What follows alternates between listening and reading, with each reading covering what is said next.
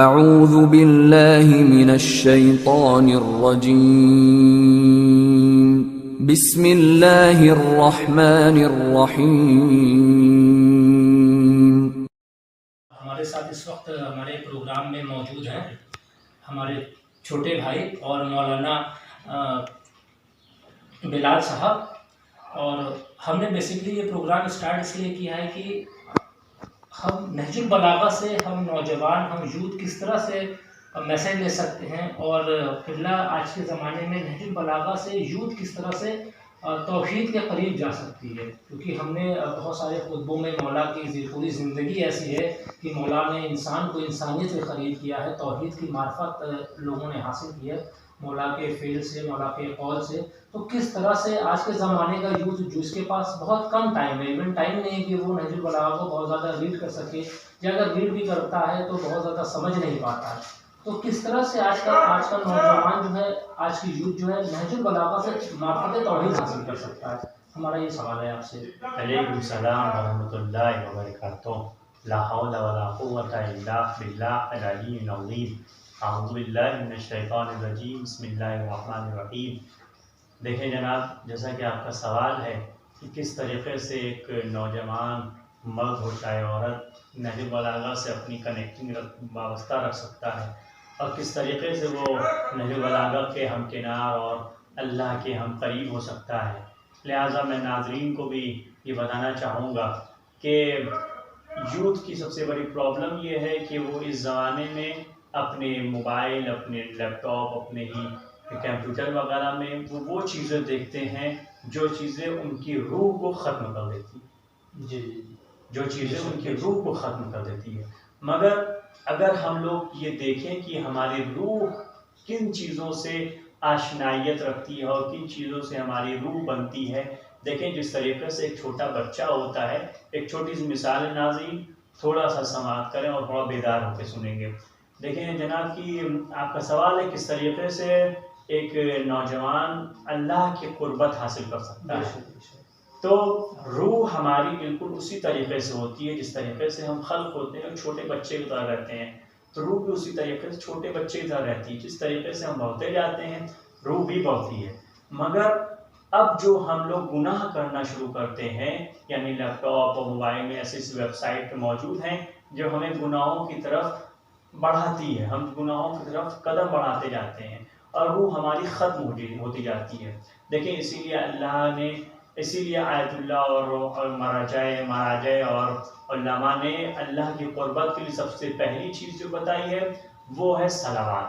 انسان کو صلوات پڑھنی چاہیے، یا لا حول ولا قوة الا باللہ، اس سے شیطان دور ہوتا ہے۔ اب بہرحال رہی بات آپ کی نہج البلاغہ سے کنیکٹنگ کی، تو روح کو سب سے زیادہ جو پڑھائی اور جو چیز اس کو قریب رکھتی ہے وہ اللہ قربت۔ روح جس چیز سے پروان چڑھتی ہے، یعنی روح کی بھی صحت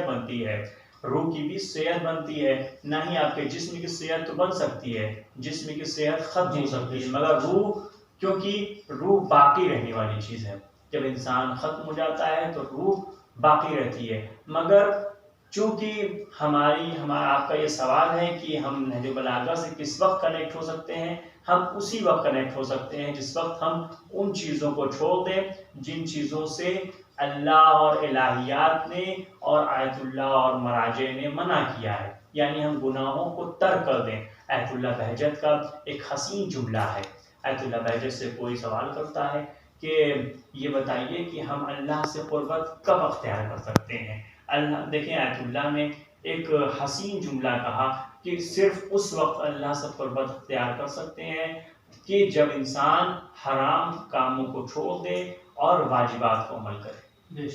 اب انسان واجبات پہ عمل تو کر رہا ہے مگر پھر بھی وہ گناہوں میں ملوث ہو رہا ہے، گناہوں میں ڈوبتا جا رہا ہے۔ یہاں پہ میں آپ کو تھوڑا سا انٹرپٹ کرنا چاہوں گا، معذرت چاہتا ہوں، اس لیے کہ گناہ ہونا ایک عام بشر سے یہ تو عام سی بات ہے اور ہوتی ہے لوگوں سے، ہاں نہیں کرنا چاہیے یہ ایک الگ بات ہے، لیکن ہو جاتی ہے، بھی نوجوان یوتھ آج کل گناہ ہو جاتی ہے، موبائل فون ہے اور اپنا آفیسز ہیں اور چیزوں میں سوسائٹی سے آدمی کنیکٹ ہو رہا ہے، تو کہیں نہ کہیں ایک دوسرے کی چیزیں، غیبت ہو رہا ہے، یہ ہو رہا ہے، یہ ساری چیزیں ہیں۔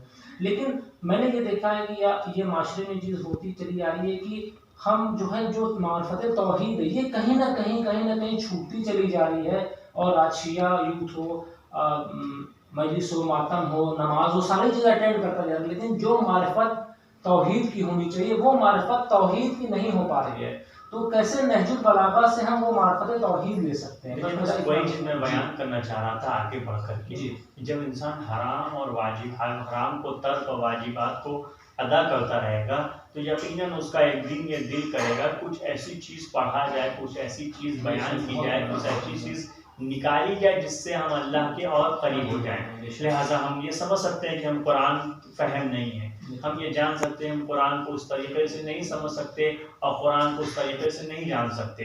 لہٰذا امیر کائنات حضرت امیر المومنین علی بن ابی طالب علیہ السلام نے ہمارے ہدایت کی سب سے پہلی چیز جو رونما کی ہے، اور جسے شیخ مفید کے شاگرد سید رضی اور سید مرتضیٰ نے تشکیل دی ہے، اسے نہج البلاغہ کہا گیا ہے. لہٰذا اسی نہج البلاغہ کو تمام، آپ یوروپ میں جا کے دیکھیں، یوروپ کا ایک انگریز کو کہنا یہ پڑا کہ ہو سکتا ہے یہ جو نہج البلاغہ جس نے لکھی ہے، جس کی عطا کردہ ہے، یا تو اس کے سامنے دنیا بنی ہے یا وہ اس نے خود دنیا بنائی ہے. بے شک اسی وجہ سے ہم، جب انسان گناہوں میں ملوث ہے تو اس کو یہ توفیق ہی نہیں ملے گی، کیونکہ توفیق ہمارا کام ہے اللہ کی طرف رجوع کرنا. توفیق اسے کہتے ہیں کہ ہمارا کام ہے اللہ کی طرف رجوع کرنا. ہم جتنا اللہ کی طرف جاتے جائیں گے، چلتے جائیں گے، قدم بڑھاتے جائیں گے، اتنا ہی وہ ہماری توفیقات میں اضافہ کرتا رہے گا. کیونکہ ہر ایک کام جو ہے ہمارے وہ توفیقات کے ملوث ہیں. ہم اگر صبح میں اٹھتے ہیں تو وہ توفیقات ہے. اگر ہم صبح میں اٹھ رہے ہیں تو اللہ اس میں ہمدردی ہمارے دلوں میں پیدا کرے گا. اللہ ہمارے دلوں میں اس طریقے سے کاروان میں آل محمد اور کاروان اہل بیت میں جگہ عنایت فرمائے گا کہ ہم ان کے ناصر و مددگار بن سکیں.